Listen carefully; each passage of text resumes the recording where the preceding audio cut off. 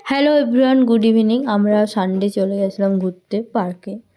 তো আমাদের হঠাৎ প্ল্যানিং, মানে খাওয়ার পরে 9টার সময় বলছে চলো ঘুরে আসি। তা আমি বললাম চলো, যদি রান্না করতে না হয় তো কি মজা, তাই না? তারপরে আমরা যাই। তো বোর্ডিংয়ে প্রথমে বললাম, তো বোর্ডিং বন্ধ ছিল। তারপরে আমরা চলে গেলাম এখানে হোটেলটায়। দিয়ে এখানে এগ চাও, চিকেন চাও নিয়ে আমরা সবাই মিলে খেয়ে নিলাম।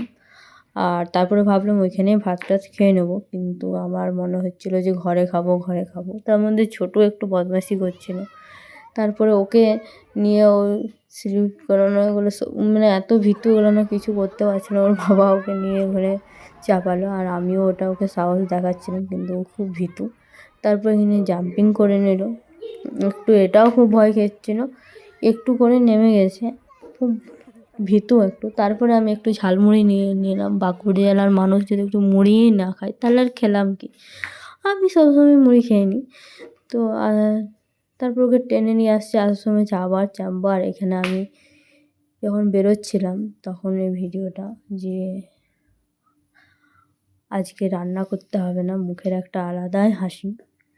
আর সুন্দর একটা দিন কাটিয়েছি। আর আসার পথে যা ঠান্ডা লাগছিল, মানে ভাবছিলাম যে রোদ দিচ্ছে ঠান্ডা লাগবে না, কিন্তু ঠান্ডা খুব ছিল। লাস্টে টুপি পরে আর নিয়ে এলাম। আর আমার দেওর ওইখানে বিরিয়ানি কিনলো, তারপরে বাড়ি নিয়ে এলাম। আমরা সবাই মিলে এসে বাড়িতে বিরিয়ানি খেয়ে নিলাম।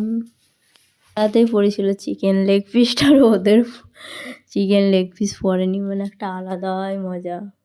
আর বাড়িতে খাওয়ার